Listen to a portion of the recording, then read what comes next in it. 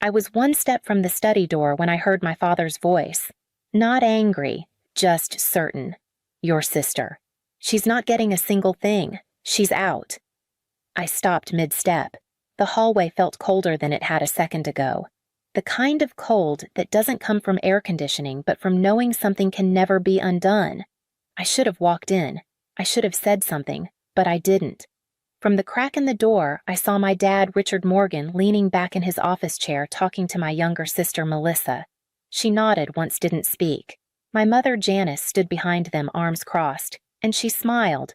Not the kind of smile you give when something's funny. No, this was different, tight-lipped, controlled. The kind of smile that says, "It worked." I don't remember backing away. I just know I didn't go into that room. I didn't ask questions. I didn't beg. I walked right past my old bedroom into the guest room I'd been staying in and opened my laptop. I moved every cent I had savings investment accounts, even the emergency cash, into a private fund they didn't know existed. One I'd opened years ago on a gut feeling I never quite understood. What they didn't know was, I knew about the second trust, the one my grandmother, Margaret Morgan, had created just before she died, the one she never told them about. Only me. It had just matured, and it wasn't small. I didn't cry that night. I didn't scream or throw anything. I just sat there staring at the glow of the transfer confirmation and realized that something had shifted. I wasn't their daughter anymore.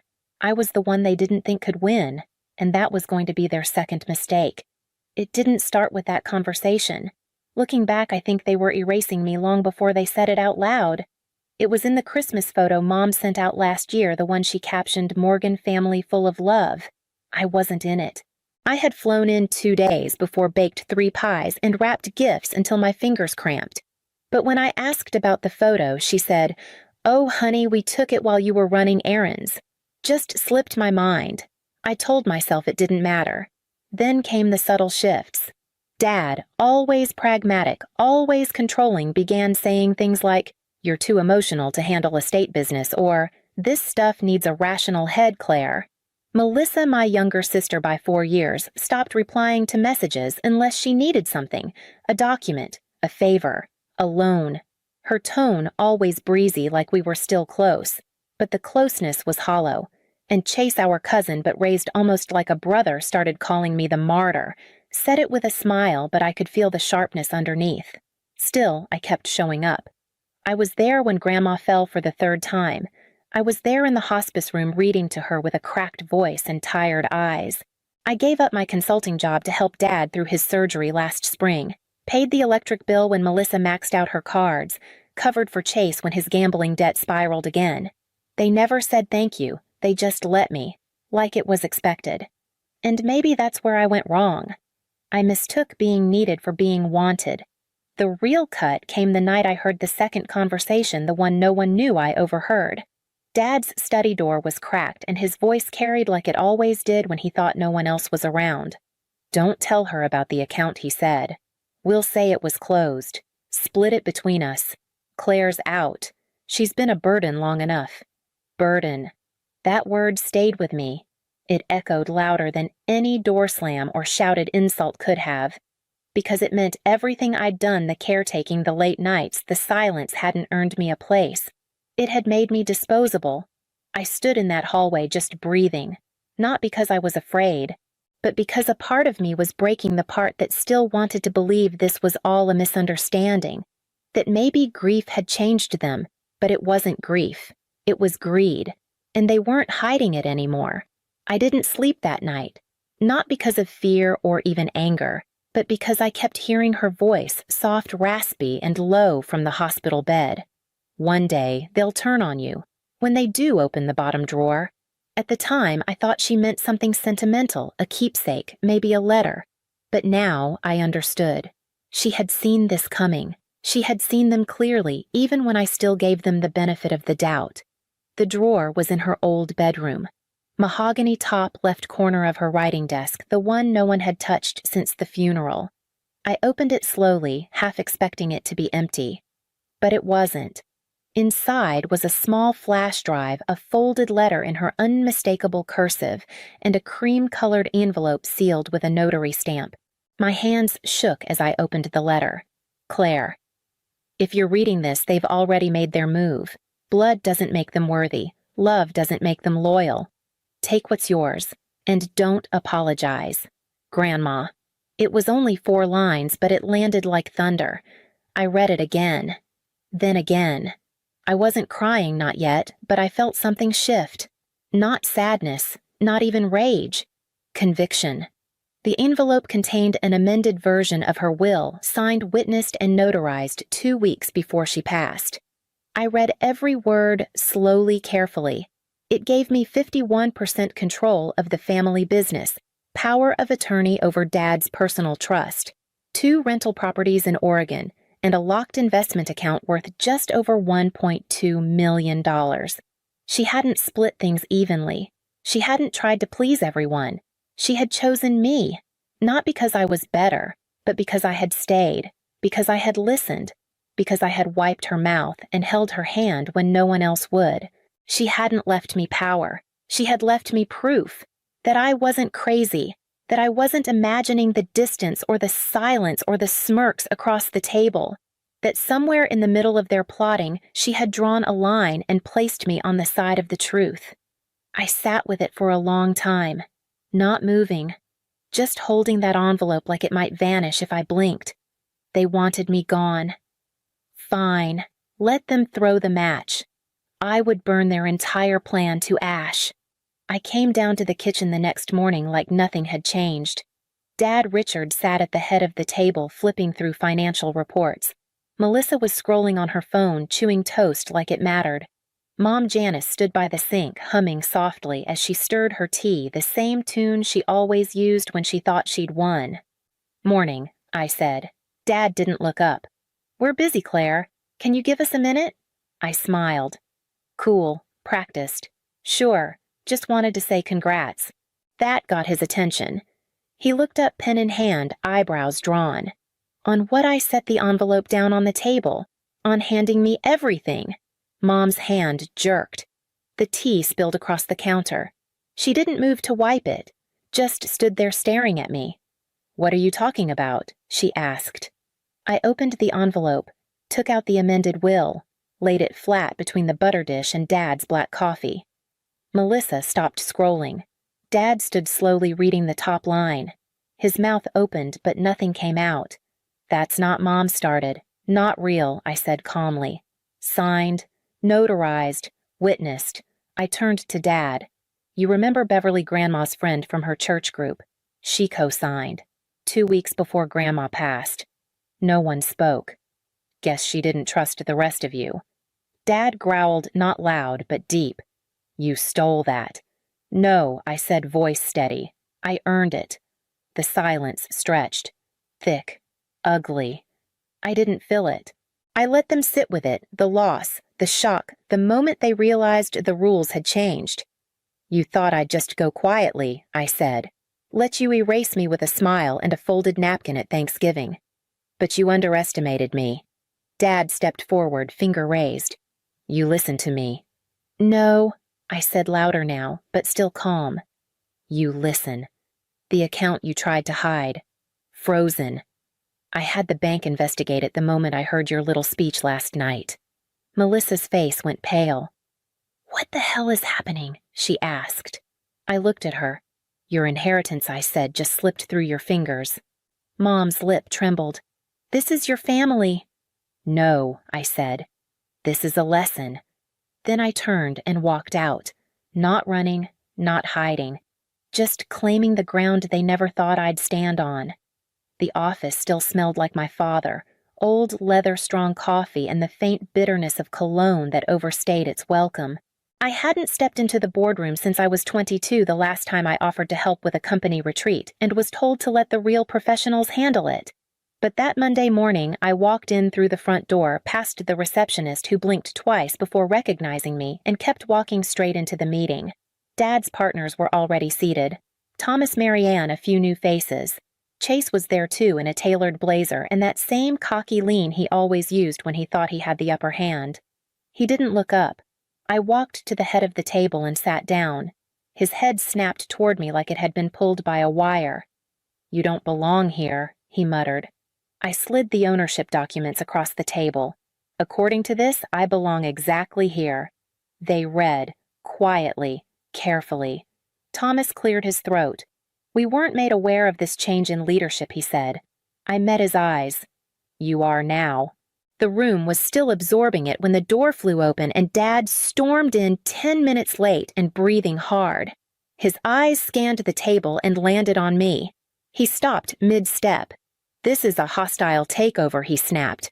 No, I said. This is a correction. He marched toward the table and slapped his hand against the wood. You don't have the experience. I have the authority, I said. And starting today, every transaction over $10,000 goes through me. Chase's face turned crimson. You think you're going to run this place better than Dad? I looked at him. Really looked. Considering you've been using company funds to pay off your poker debts, yes. I think I've got a decent shot. There was a sharp intake of breath from the end of the table. One board member started whispering to another. A phone appeared in someone's lap. Dad didn't move.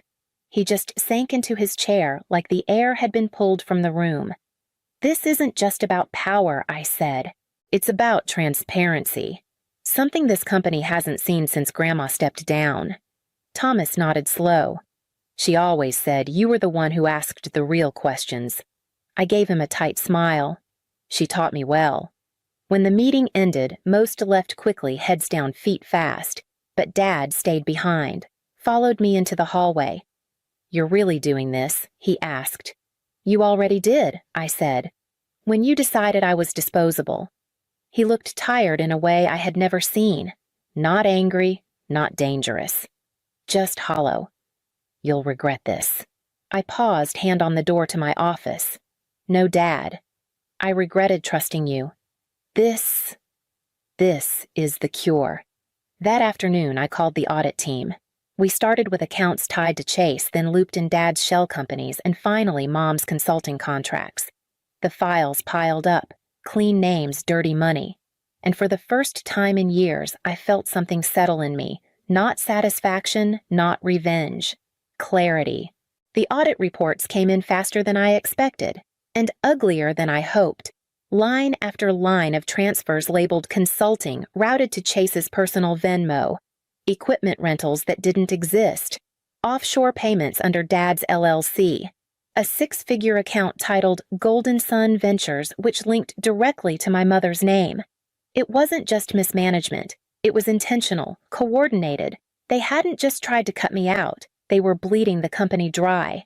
I sat at my desk long after the office emptied, fingers cold against the keyboard, scrolling through page after page of financial rot disguised as strategy. This wasn't just a betrayal. It was premeditated theft.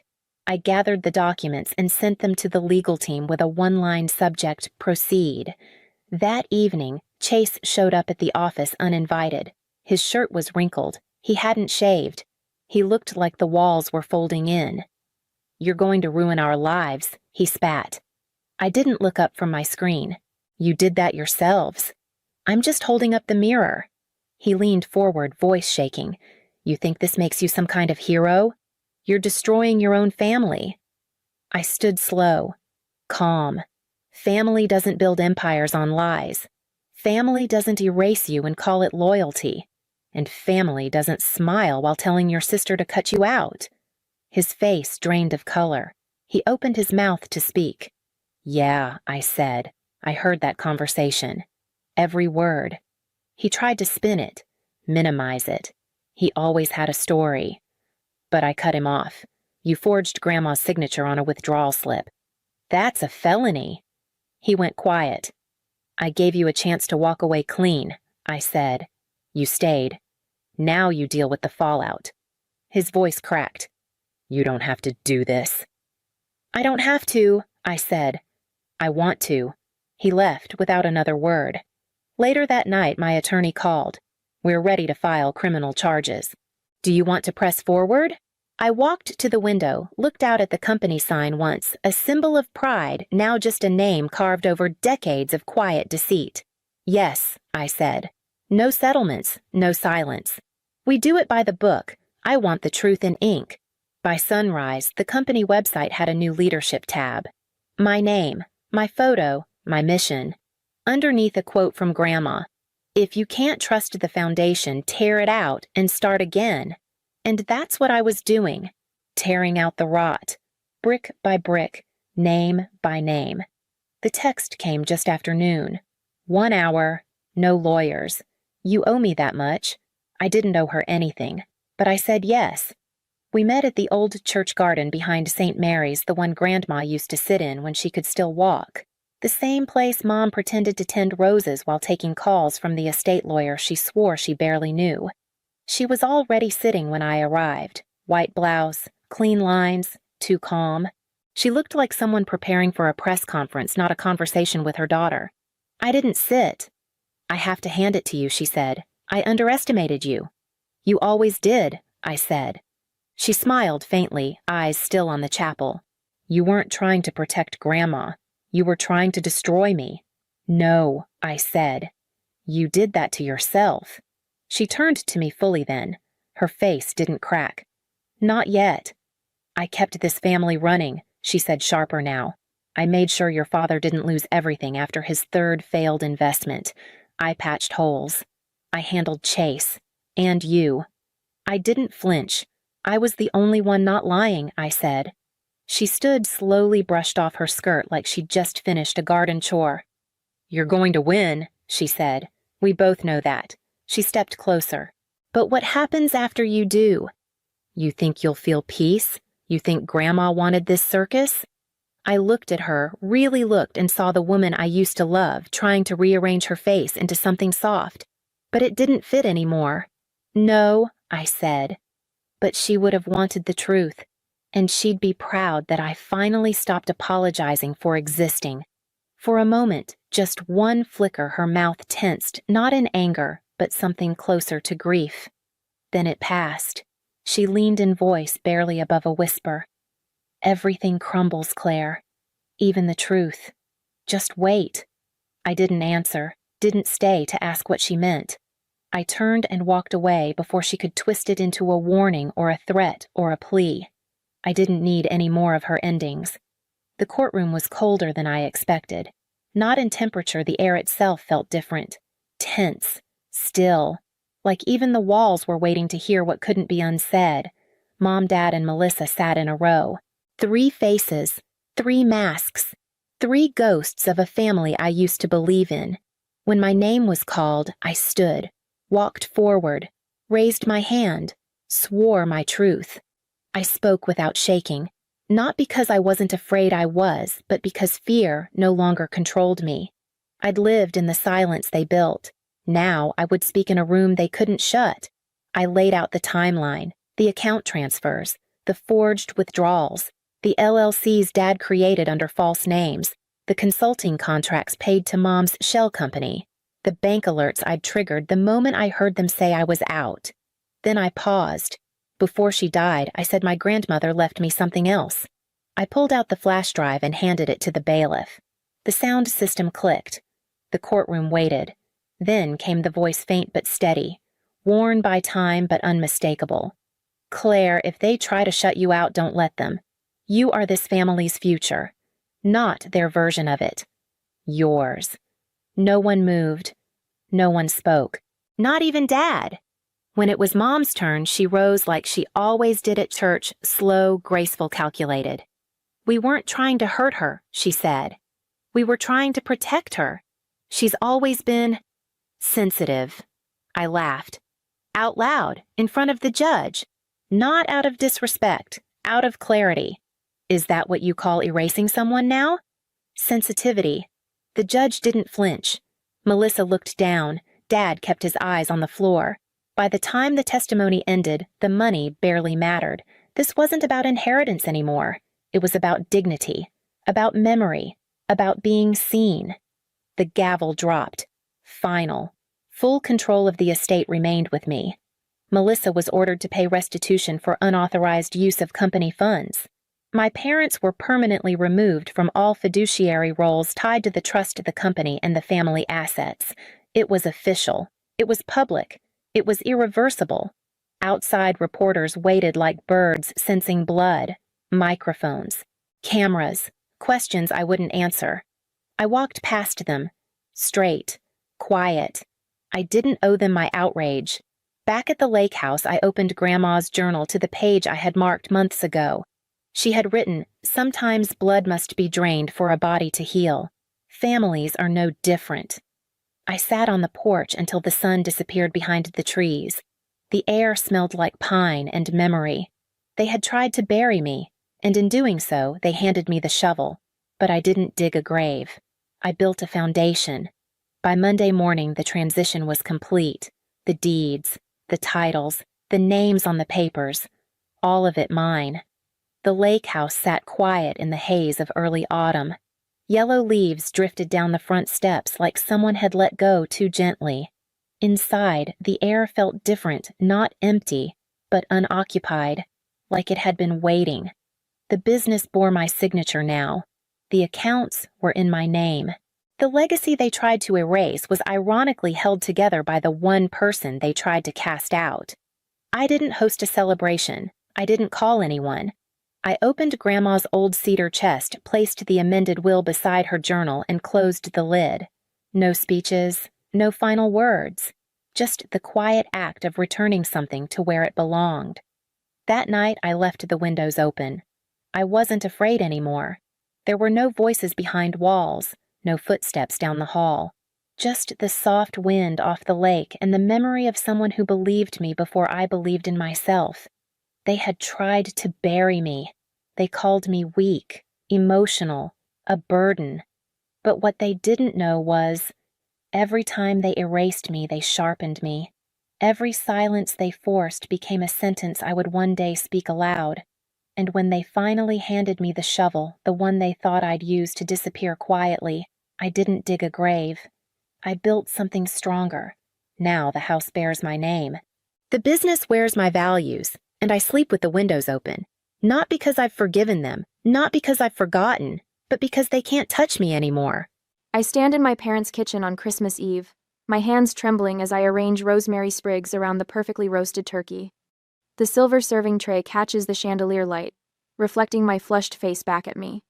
My mother's voice carries from the dining room, honey sweet, as she introduces my younger sister to someone important. "This is our Melissa, the family's pride and joy. She's handling public relations for Bloomfield Industries now," Evelyn Hale announces, her tone brimming with maternal adoration. "Senior position, you know. Only 29, and already making waves in corporate America." The guests murmur appreciatively. I recognize the voice of Senator Williams, among them another Christmas Eve surrounded by Connecticut's elite while I slave away in the kitchen. "And your other daughter?"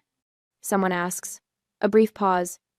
"Christine is around somewhere," my mother says dismissively. "She's quite handy in the kitchen." My stomach knots. 15 years building Aurora events from nothing to a multi-million-dollar luxury event company, and to my mother, I'm still just the helpful daughter who can be counted on to prepare the family meals. The turkey platter grows heavier in my hands. I straighten my shoulders and push through the swinging door into the dining room. The conversation halts as I enter, 12 pairs of eyes turning toward me, or rather, toward the masterpiece I've spent 8 hours preparing. "Here she is now," my mother says, her smile tight. As I place the turkey at the center of the table, Waterford crystal, Wedgwood china, sterling silver flatware, all gleaming under the antique chandelier, she adds with a brittle laugh, "At least Christine is useful for something." The room tilts slightly. My cheeks burn as Senator Williams's wife offers a sympathetic smile. "I'm 33 years old, responsible for coordinating presidential fundraisers and celebrity weddings. Yet here I stand, serving others as though I were staff rather than family." "The cranberry sauce is my grandmother's recipe," I manage to say, my voice steadier than I feel. My mother waves her hand dismissively. Christine always did have a knack for following instructions. I retreat to the kitchen, leaning against the marble counter. After 15 years, I'm still just the kitchen help. The realization sits in my chest like a stone. 15 years, I whisper to myself, disbelieving. And nothing has changed. I remember my first Christmas dinner for the family, 18 years old, desperately trying to please after my acceptance to culinary school instead of the Ivy League path my parents had mapped out. While Melissa unwrapped cashmere sweaters and diamond earrings, I stood in this same kitchen, terrified of disappointing them with my cooking. Just yesterday, Elizabeth had praised my business acumen after negotiating the Horizon Resorts contract, a $2.5 million deal that would elevate Aurora events to national recognition. "You're a strategic genius, Christine," she'd said, her eyes shining with genuine admiration. "They never saw you coming." The kitchen door swings open, and my mother appears, her silver-streaked hair perfectly coiffed, her crimson dress tailored to hide the effects of time. "The senator is waiting for dessert," she says, checking her pearl watch. "What's taking so long?" I look at the lineup of pies and trifles I'd prepared before dawn. Something shifts inside me, a small, quiet rebellion. "I need a moment," I say, removing my apron. Evelyn's eyes narrow. "Don't be dramatic, Christine. This is what you're good at." My father appears in the doorway behind her, his tall frame slightly stooped now, his expression uncomfortable but silent. Richard Hale, once a formidable businessman, now retired and unwilling to contradict his wife of 38 years. "Is there a problem?" he asks, voice low. "Christine is having one of her moments," my mother says. "I'm not having a moment," I reply quietly. "I'm recognizing a pattern." My father shifts uneasily. Outside the kitchen window, snowflakes drift down onto the manicured landscape of their Connecticut estate. The same estate purchased with money from the business my father sold, the business he never thought to share with me despite my degree in business administration. My mother gestures impatiently toward the desserts.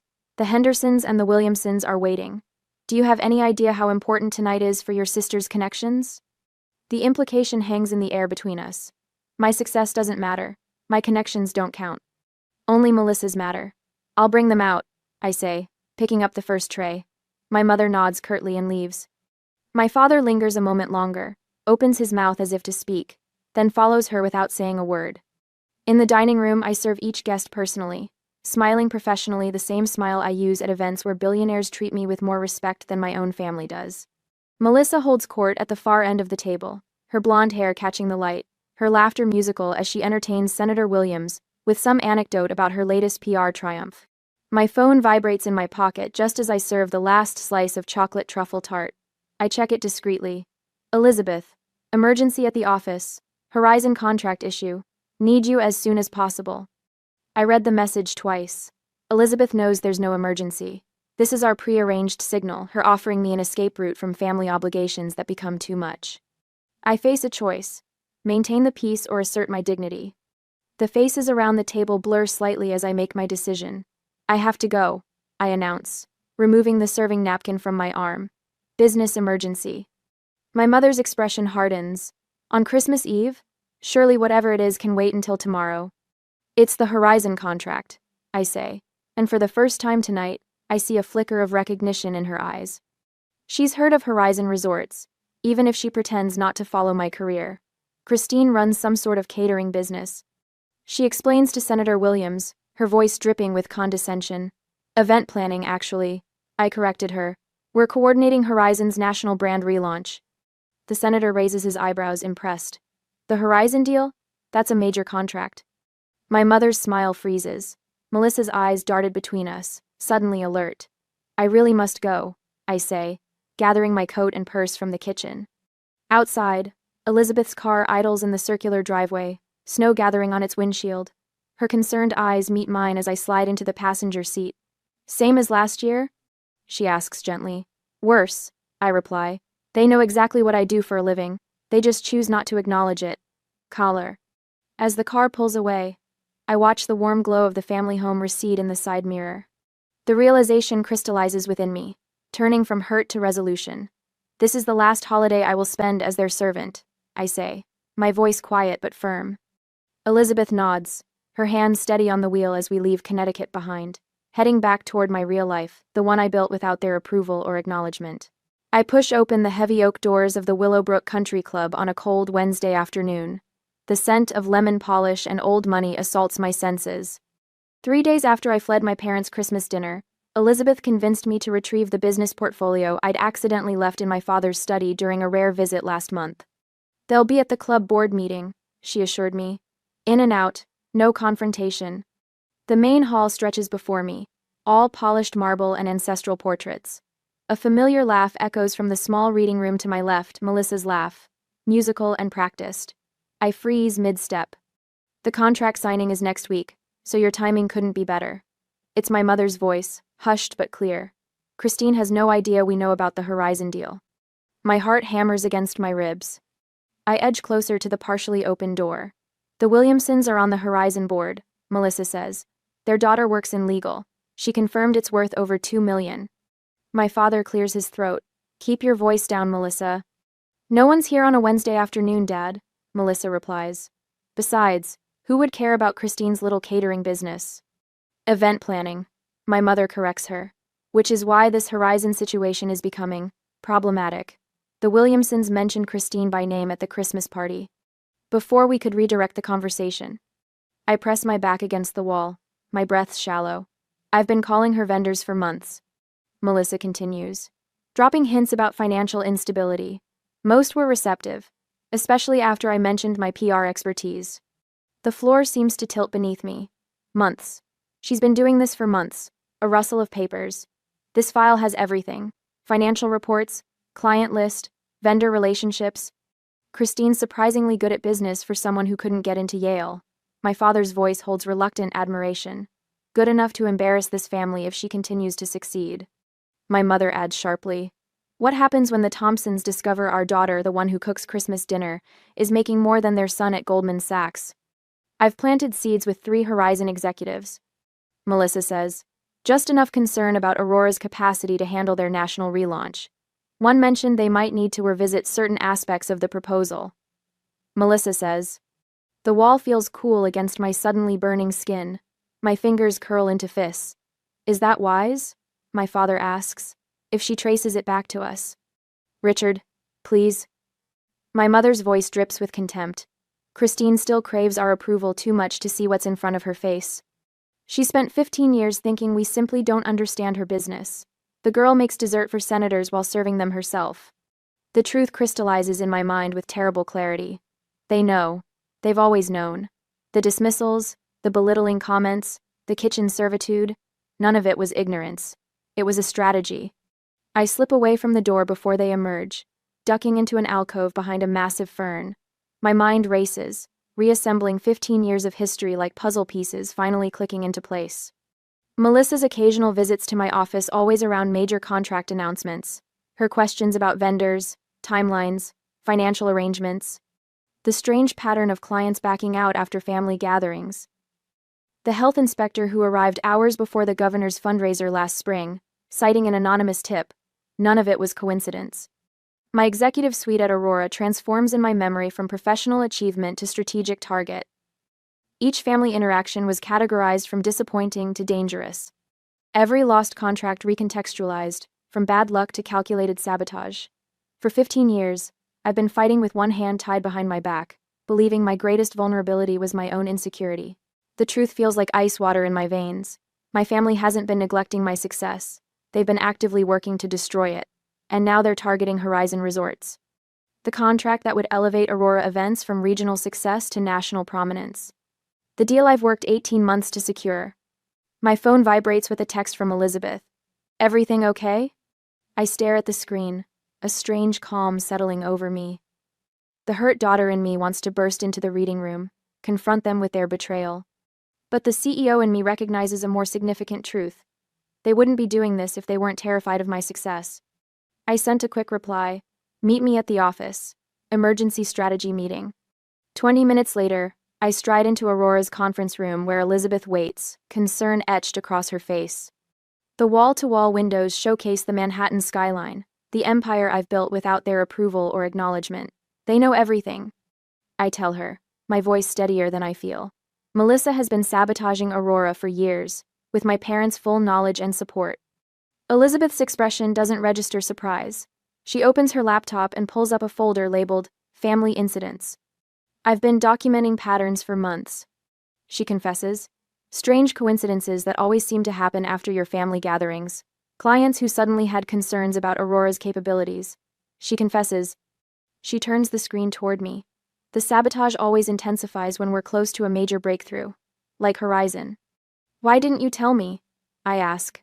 Not accusingly, but with genuine curiosity. Would you have believed me? Elizabeth's eyes are kind. You needed to see it yourself. My office door opens, and James Wilson enters without knocking. At 61, my CFO carries the financial reports like weapons. I ran the numbers you asked for, he says to Elizabeth, then notices my expression. You told her? She found out herself, Elizabeth replies. James places a spreadsheet before me. Client cancellations and vendor issues, mapped against your family interactions. The correlation is statistically significant. The graph shows clear spikes of business disruptions following holidays, family birthdays, and country club events. My stomach twists as I remember the Valentine's Day gala where my mother introduced Melissa to the Sandersons, who withdrew from contract negotiations the following week. Why? I whisper, more to myself than to them. What could possibly make them do this? Elizabeth and James exchange glances. Your mother needs Melissa to be the successful daughter. Elizabeth says gently, and your father's retirement investments haven't performed as expected. The country club membership alone costs. That's not an excuse. I interrupt, surprising myself with the hard edge in my voice. No, James agrees. It's not. But understanding their motivation helps us anticipate their next move. He points to the Horizon contract timeline. They're desperate. Their lifestyle is at risk. And your success threatens Melissa's standing in their social circles. The bigger Aurora gets, the smaller her PR achievements look. I stand and walk to the window, staring at the city stretching before me. Behind me, Elizabeth and James wait silently, not my family by blood, but allies who respect what I've built. Document everything, I say finally. Every canceled contract, every anonymous complaint, every suspicious timing. We're not just defending the Horizon deal now. I turn back to face them, something new hardening within me. We're protecting Aurora Events from the people who should have been protecting me. The next day, I stand in Aurora Events' kitchen, fingers trembling slightly as I hold the health inspector's report. 3 different colored post-it notes mark sections I've read a dozen times already. The signature on the complaint form might as well be written in neon lights. I found it. I tell Elizabeth, who hovers near the industrial refrigerator. The inspector's report mentions who called them. A concerned family member worried about food handling standards before the Anderson wedding. Elizabeth's eyebrows lift. A family member? You think? I know. The paper crinkles as my grip tightens. Look at the timing. Every major inspection, every anonymous complaint, they all happen right after I mention our biggest clients at family gatherings. Elizabeth pulls out a manila folder from her desk drawer. I've been keeping track, for months now. My chest tightens as she spreads documents across the stainless steel prep table. Inspection dates, family dinner dates, client complaints that materialized from nowhere. And most damning of all, a transcript of Melissa's voice. You recorded her? I ask, scanning the typed conversation. Last month at the vendor showcase. She approached Martinelli's Linens asking about our order volume, claiming she worked with Aurora Events. Elizabeth's voice hardens. She's been systematically contacting our suppliers, Christine. I press my palm against the cool metal table, steadying myself. For 15 years I've built this company, brick by brick, contract by contract. And all the while my own sister has been laying explosives at the foundation. The Horizon contract signing is next week, I say, finally naming our shared fear. They'll try to stop it, Elizabeth confirms, but now we have proof. Then I think it's time for lunch with my sister. I reach for my phone, a strange calm settling over me. Someplace public. The next day, I arrived at Bellini's 20 minutes early. The maitre d' recognizes me immediately. Aurora Events handled his daughter's wedding last spring. Your usual table, Miss Hale? The one with the garden view? Actually, Anthony, I'd prefer something more central today, near the windows facing Main Street. His eyebrows lift slightly, but he nods. Of course. I arrange my evidence neatly beside my water glass. The health inspector's report, the pattern of complaints, the vendor conversation transcripts. A public execution requires proper staging. Melissa sweeps in at 12:15, 5 minutes late as always.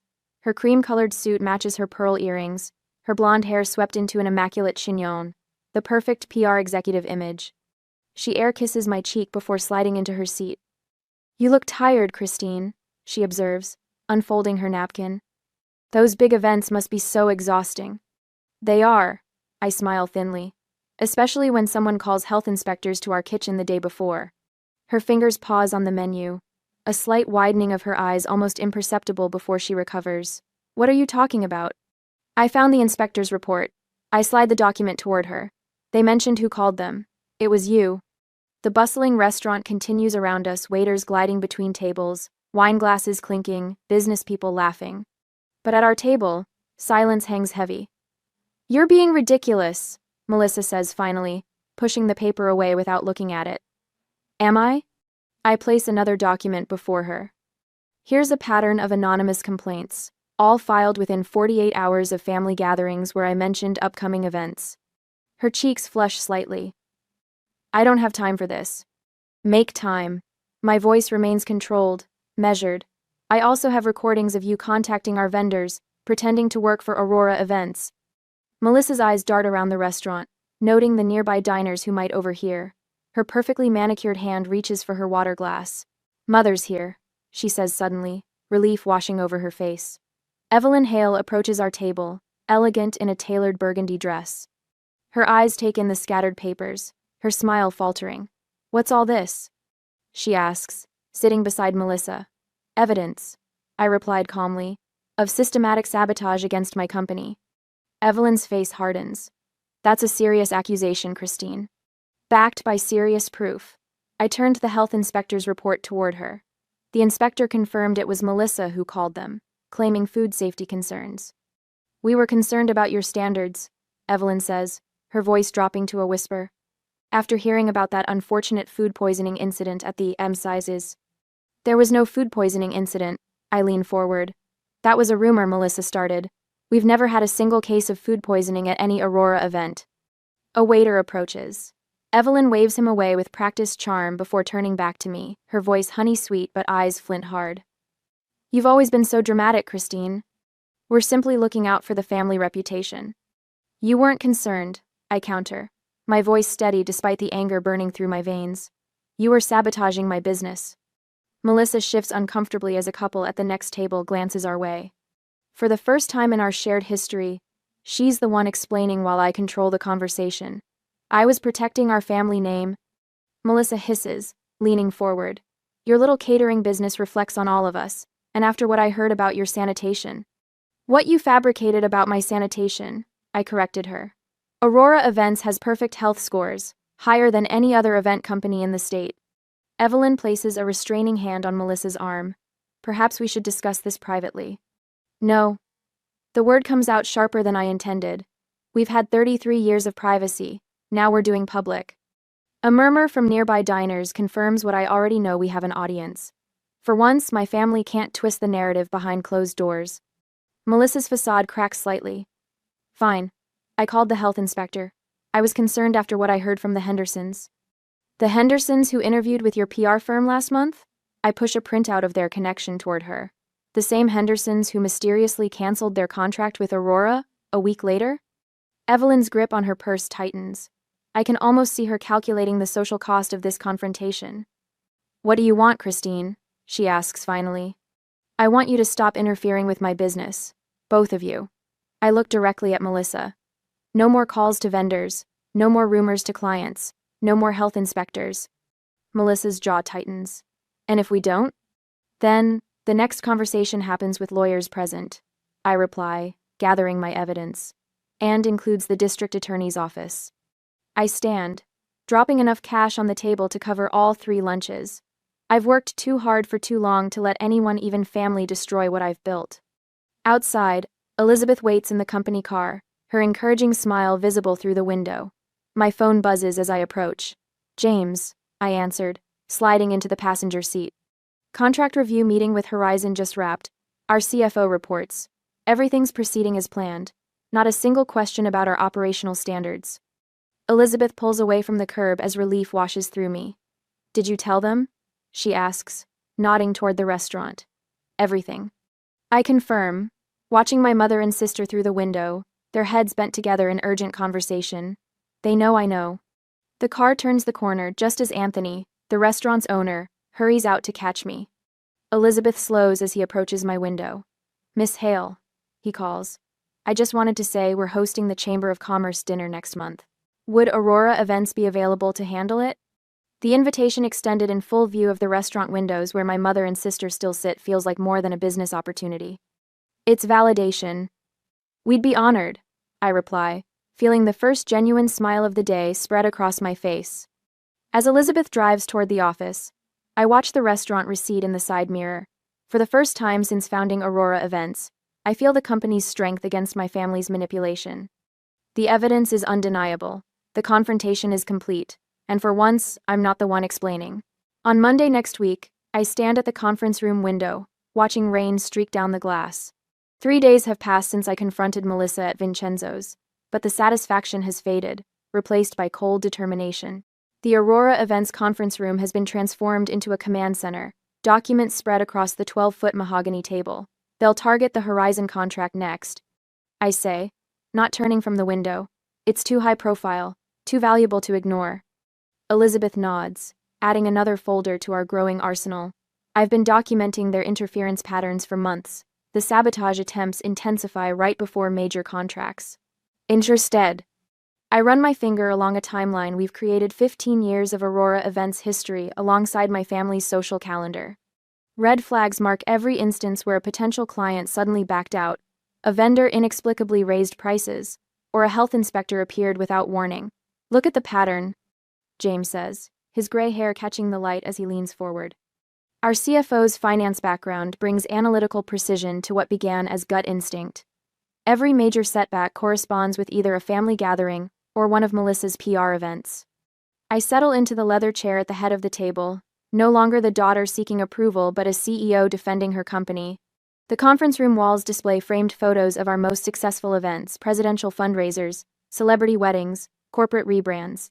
15 years of building something meaningful despite systematic undermining. What vulnerabilities does Aurora have that they might exploit? I ask, tapping my pen against the polished wood. Elizabeth slides a spreadsheet across the table. I've analyzed our vendor relationships, client satisfaction metrics, and financial stability indicators. We're solid, but there are pressure points. I study the document, noting areas where targeted interference could cause maximum damage. The Horizon contract requires flawless execution across 5 cities simultaneously. If they can create doubt about our capacity. James adjusts his glasses. I've prepared complete financial transparency documentation, 15 years of perfect audits, tax compliance, and steady growth metrics. If they attack our financial stability, we're ready. The rain intensifies outside, a fitting backdrop to our methodical planning. I feel none of the emotional satisfaction from the restaurant confrontation, only calm, strategic focus. I need eyes and ears at the country club. I say, Mom never misses lunch with the hospital board wives.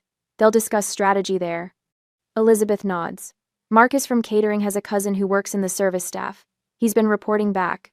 Your mother's been asking pointed questions about Horizon's VP of marketing. I make a note in my leather-bound planner. James, can you reach out discreetly to your contact at First National? If they're planning to question our financial stability, I want advance warning. Already done, he replies, sliding a folder across the table. I've also prepared contingency financing if they try to pressure our current lenders. The methodical approach feels right, no emotional outbursts. Just calculated defense measures built on years of business acumen. I've spent too long reacting to their sabotage. Now I'm anticipating it. We should consider, I begin. But Elizabeth's phone interrupts with a text alert. Her expression tightens as she reads the message. Christine, they've just hired Victoria Foster as a family PR consultant. The name hits like ice water. Victoria Foster, the PR executive who sued Aurora 3 years ago when we refused to hire her daughter as an event coordinator. The lawsuit was dismissed, but not before she attempted to poison several client relationships with whisper campaigns about our hiring practices. They know, I say quietly. They know exactly where to hit us. James frowns. Foster still has connections at Vanity Fair and the Journal. And she's been gunning for revenge since the lawsuit, Elizabeth adds. This isn't just about the contract anymore. They're targeting your professional reputation. I feel a momentary spike of anxiety before strategic clarity returns.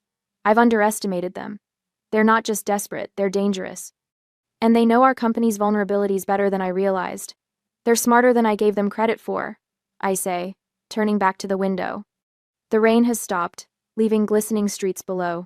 Prepare media response templates for every possible accusation. We need to be ready to counter anything Foster might plant. I catch my reflection in the glass, the set of my jaw, the focused eyes. I barely recognize myself. There's no trace of the kitchen helper seeking approval, only a CEO protecting what she's built. They want a war, I say.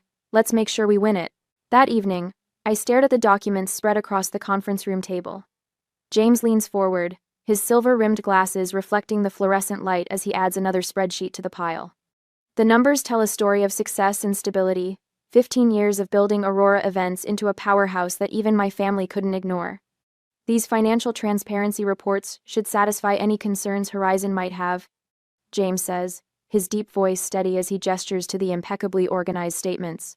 I've included vendor payment histories showing we've never missed a deadline.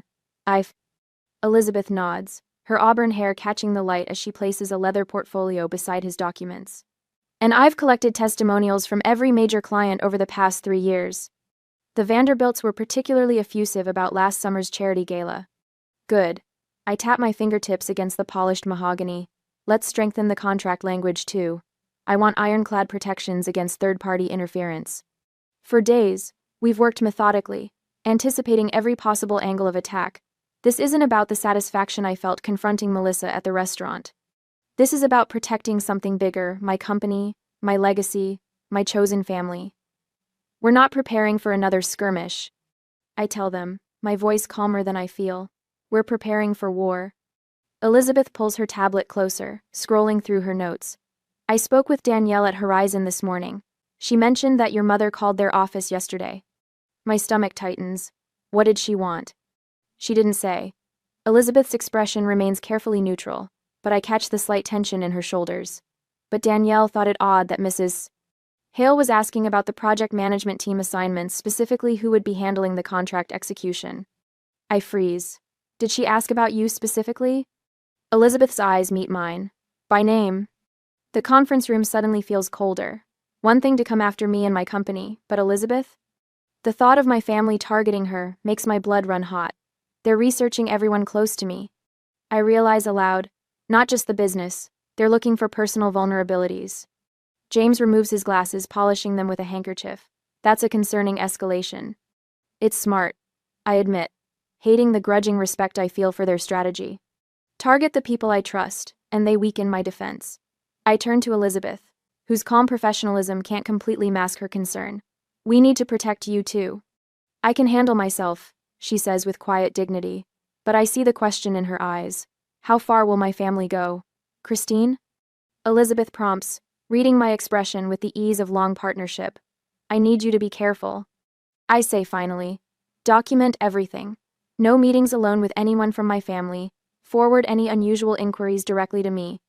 She studies me for a moment, then nods. There's something you're not telling me. There's a lot I'm not telling you, I admit, because I'm not entirely sure what they're capable of anymore. Her expression softens. I've worked with you for 10 years. Whatever they try, we'll handle it together. James clears his throat. I've adjusted the financial presentations to address any potential questions about Elizabeth's role in the company. Her track record speaks for itself. I glance between them, my chosen family, the people who've believed in me when blood relations wouldn't. The stakes have suddenly grown beyond business success or professional vindication.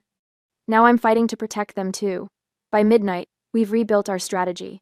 Additional documentation about Elizabeth's credentials. Character references from industry leaders. Security protocols for our communications. Each element is carefully constructed to shield not just Aurora Events, but the people who make it what it island. James collects his jacket from the back of his chair. We're as ready as we can be, he says, his voice gruff with fatigue. The Horizon meeting is on Thursday. Elizabeth stands beside me at the window, gazing out at the Manhattan skyline. The city lights reflect in her eyes as she says with quiet certainty, they won't know what hit them.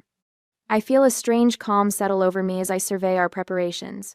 No longer the anxious daughter seeking approval, but the CEO protecting what she's built. The transformation feels complete from family servant to strategic defender.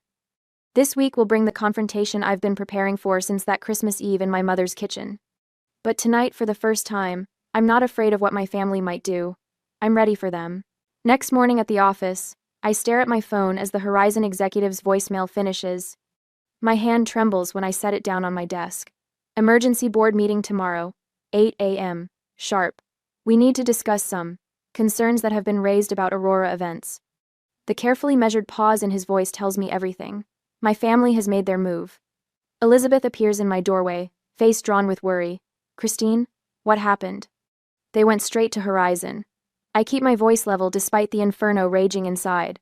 They didn't just spread rumors this time. They called the CEO directly. James wheels his chair from his adjacent office, financial reports clutched in his hands. He's been working past midnight for 3 days straight, preparing our defensive position. The deep circles under his eyes match my own. How bad? He asks.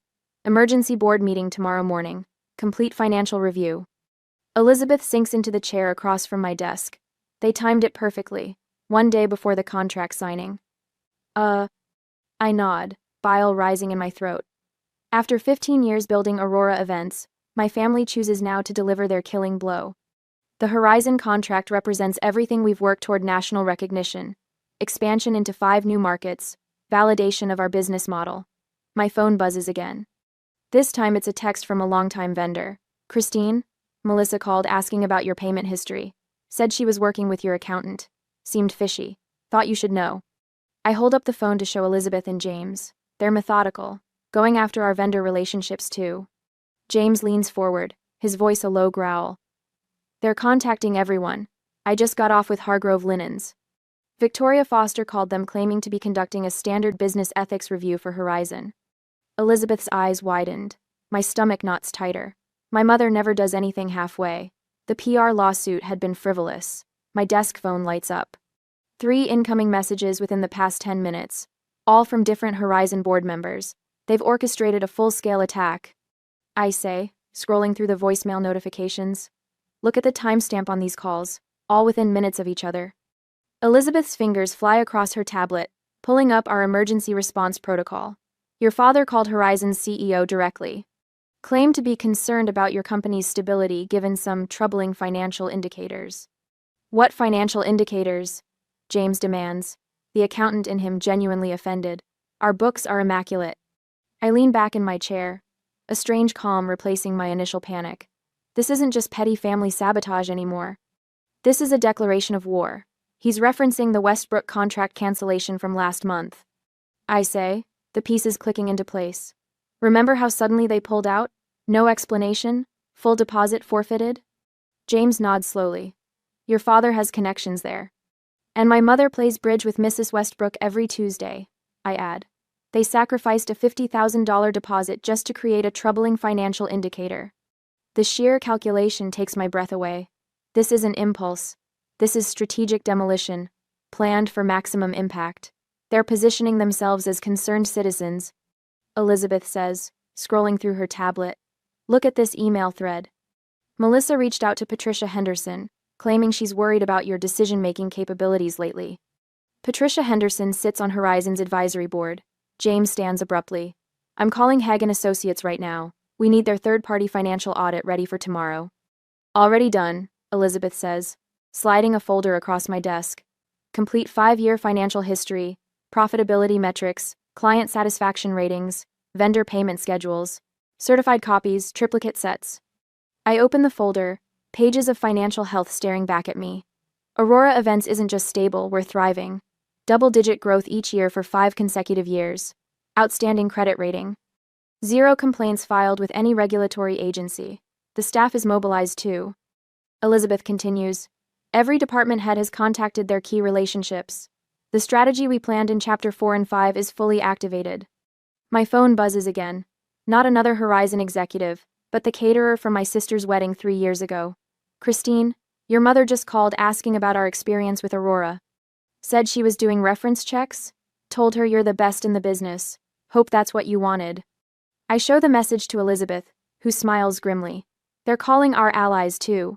But they don't realize we've spent years building genuine relationships while they were playing social games. The conference phone lights up, and James answers on speaker. It's Sarah Martinez, Horizon's procurement director. Christine, I'm calling as a courtesy. We've received some. Concerning communications about Aurora events, the board has called an emergency meeting tomorrow at 8. You'll need to present. I understand, I reply, voice steadier than I feel. We'll be prepared. This isn't standard procedure, Sarah adds, her voice lowering. Someone's pulling strings, hard. After she hangs up, the 3 of us sit in momentary silence. the magnitude of tomorrow's battle sinking in. We need to stay here tonight, I say finally. Review everything, prepare the presentation. James nods, already reopening his laptop. I'll have the complete financial analysis ready in 2 hours. I've compiled testimonials from every major client for the past 3 years, Elizabeth says, and documented evidence of each family sabotage attempt. I watch my chosen family mobilize around me, their competence a stark contrast to the toxic manipulation of my biological relatives. The Horizon contract isn't just business anymore, it's vindication of everything I've built despite my family's interference. Tomorrow morning we will show Horizon what real business integrity looks like, Elizabeth says, squeezing my shoulder. James looks up from his computer, confidence replacing the fatigue in his eyes. Our numbers tell the real story, Christine. They can spread all the rumors they want, but facts don't lie. I open my presentation software and begin organizing our defense. Later that night, the timer on my desk, a reminder of where I started, shows 10:42 p.m. Tomorrow's presentation is at 8 a.m. Less than 10 hours to prepare for the fight of my professional life. As I work through the night, one thought sustains me. After tomorrow, either Aurora Events will secure its future, or my family will succeed in destroying everything I've built. There is no middle ground left. Next morning, I walk into Horizon's gleaming boardroom, the morning sunlight streaming through floor-to-ceiling windows overlooking Manhattan. My heartbeat steadies with each step, despite the stakes. Everything I've built over 15 years balances on what happens in the next hour. The room falls silent as I enter. 20 executives in tailored suits sit around a massive mahogany table, their expressions a mix of curiosity and concern. My gaze locks with Melissa's across the room. Her usual composed smile falters for a split second before returning. Behind her, my mother sits ramrod straight in a burgundy dress that probably cost more than some of my staff's monthly salaries. My father avoids my eyes completely, studying his hands as if they contain answers to questions no one has asked.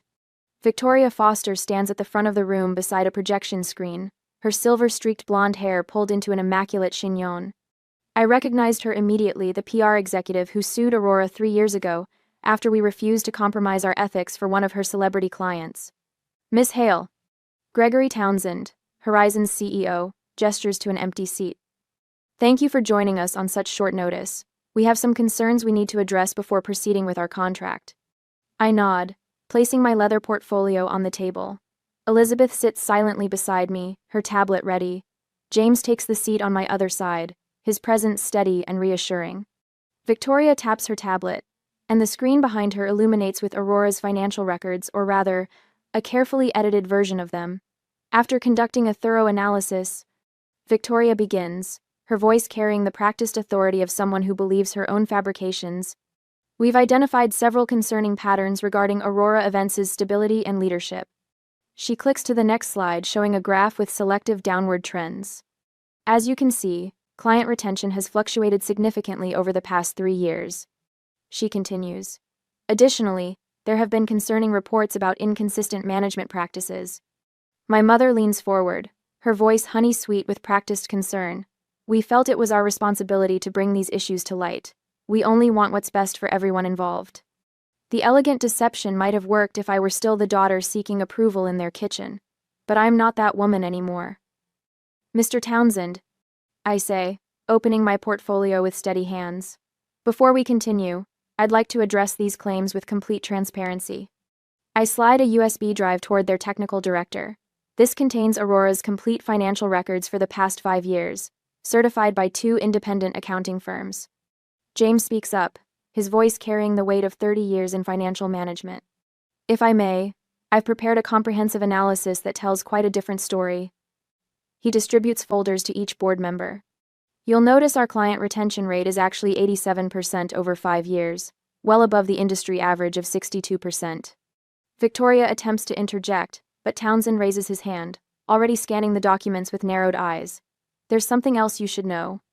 I continue, my voice level despite the fury burning in my chest. What you're witnessing is not business concern but personal sabotage. I slide another folder toward Townsend. This contains documented evidence of systematic interference with Aurora's operations, dating back 3 years. Elizabeth steps forward, activating her tablet display on the main screen. Permission to present evidence, Mr. Townsend? At his nod, she pulls up a timeline, meticulously documenting every instance of interference. Anonymous complaints to health inspectors, calls to vendors expressing concerns about Aurora, even recordings of Melissa actively discouraging potential clients. As Aurora's chief operations officer for 10 years, Elizabeth says, her voice steady, I've observed a pattern. Every major contract negotiation has been preceded by some form of interference. This Horizon contract has triggered the most aggressive response yet. The room grows uncomfortably quiet as board members review the evidence. My sister shifts in her seat, her knuckles white around her water glass. That's preposterous. My mother interjects, her voice slightly higher than normal. We've only expressed legitimate concerns about Christine's business practices. Then perhaps you can explain this, James says, directing attention to an email displayed on screen 1 showing Melissa contacting Victoria Foster 3 weeks ago, specifically mentioning the Horizon contract. Martin Reynolds, Horizon's chief legal officer, leans forward. Miss Foster, were you aware of the personal relationship between the Hales when you agreed to this presentation? Victoria's composure slips for just a moment.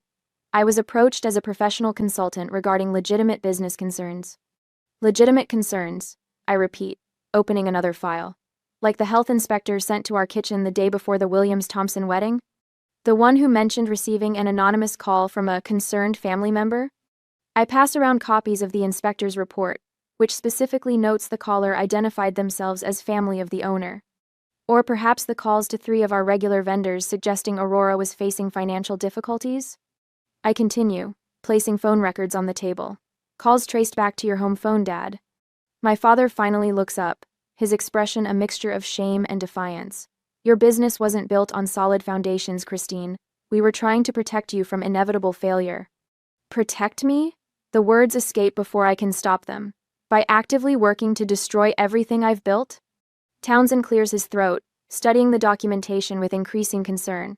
This appears to be personal sabotage disguised as business counsel.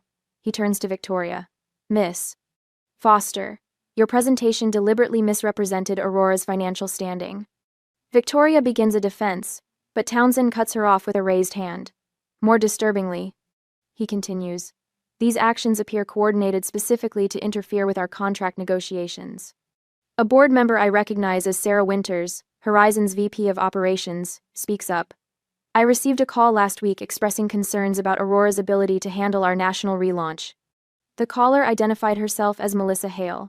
She never mentioned being related to Christine. Melissa's perfect composure finally cracks. I was simply sharing relevant information about a company I'm familiar with. You're not familiar with my company, I reply, years of restrained anger finally finding a voice. You've never set foot in our offices. You've never attended a single event we've produced. You've never acknowledged my success except to undermine it. I stand, addressing the board directly. Aurora Events has a 15-year track record of excellence. We've coordinated presidential fundraisers, managed disaster relief logistics, and built a reputation for absolute integrity. What you've witnessed today is the culmination of years of systematic interference from people who claim to be concerned while actively working against us. 3 additional executives enter the room, representatives from companies who have worked with Aurora for years. One by one, they testify to our reliability, our excellence, our integrity.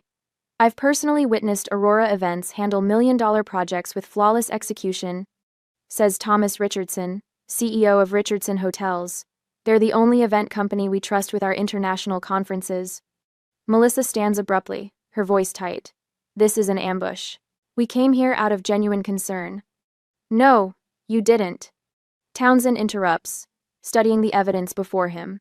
The documentation here clearly demonstrates a pattern of deliberate interference timed specifically to undermine Aurora's business opportunities. He turns to my family, his expression hardening. I want to be absolutely clear. Any further interference with Horizon's business relationships will result in legal action. Miss Foster, you may wish to consult your own counsel regarding your participation in this matter. Victoria gathers her materials quickly, avoiding eye contact with everyone as she exits the room. My mother rises, her perfect posture betrayed by a slight tremor in her hands. We were only trying to protect the family reputation. The family reputation? I repeat quietly. For 15 years, I've built a business with integrity, excellence, and transparency values that should enhance any family's reputation. The only damage to your reputation comes from your own actions today. Townsend stands, effectively ending the confrontation. Miss Hale, Christine, our board will need to deliberate briefly, but I believe we've seen everything we need to make our decision. Would you and your team mind stepping out? The next 30 minutes in the waiting area feel like hours. Elizabeth squeezes my hand. No matter what happens, you've already won. They can't touch you anymore. James nods, his expression one of quiet pride. The numbers never lie, and neither do we. When we're called back in, my family is noticeably absent. Townsend stands at the head of the table, his expression unreadable. After reviewing all the evidence, he begins. Horizon Resorts has unanimously decided to award the contract to Aurora Events. The relief is so profound I have to steady myself against the table. Furthermore, he continues, we'd like to discuss expanding our relationship beyond the original proposal.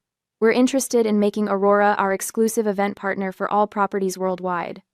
The victory washes over me in waves, vindication, relief, triumph.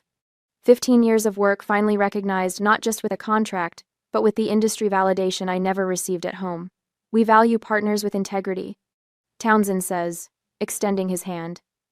The way you handled today's situation demonstrated exactly why Aurora is the right choice for Horizon. As we sign the expanded contract, now worth nearly $4 million, I feel the final pieces of my transformation lock into place. No longer the kitchen helps, no longer the dismissed daughter. I am Christine Hale, founder and CEO of Aurora Events, now officially recognized as an industry leader. Elizabeth embraces me as we exit the building. You built this through integrity, not connections, she whispers. James nods, pride evident in his eyes. 15 years of doing things right just paid off. The street bustles around us, indifferent to the seismic shift that just occurred in my life. But I stand taller than I've ever stood, freed from the weight of seeking approval from people determined never to give it. Let's go home. I say, meaning our office is the place where I've always been valued for exactly who I am. I stand on the stage of the Waldorf Astoria's Grand Ballroom, bathed in a warm spotlight as hundreds of industry professionals applaud. The crystal award in my hands catches the light, sending prisms dancing across the crowd. Success requires both talent and boundaries, I say into the microphone, my voice steady and confident. The Aurora Foundation exists to support women entrepreneurs whose families don't recognize their vision. From my vantage point, I can see Elizabeth beaming from the front table, her silver-streaked hair elegantly styled, pride evident in her posture. James sits beside her, nodding his approval, the financial wizard who helped transform Aurora Events from a struggling startup to an industry leader. The business journals called the Horizon contract a turning point. They weren't wrong. 6 months of industry coverage following the boardroom showdown cemented Aurora's reputation as the premier luxury event planning company on the East Coast. My parents retreated from public events for weeks afterward, their social calendar suddenly empty as Connecticut society processed the revelations. When I step down from the stage, Elizabeth hands me a glass of champagne. To boundaries, she whispers, clinking her glass against mine. And to the family we choose, I reply. James joins us, his weathered face relaxed. 35% revenue growth in 6 months. The board approved the new offices this morning. Miami and Denver, Elizabeth adds. Chief Operations Officer has a nice ring to it. Not as nice as a permanent CFO with profit sharing, I tell James, watching his eyes widen slightly. Christine, You believed in Aurora when my own family didn't, I say. You deserve to share in what we've built.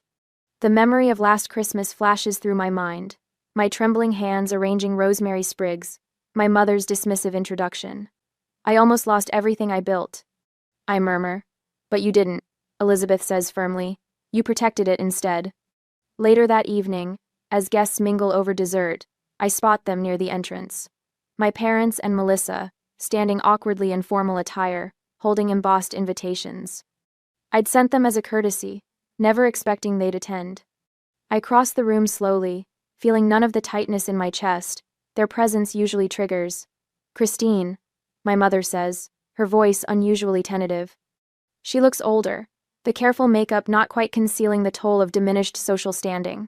Thank you for coming, I reply, professionally cordial. There's a table reserved for you near the center. The silent auction ends at 10.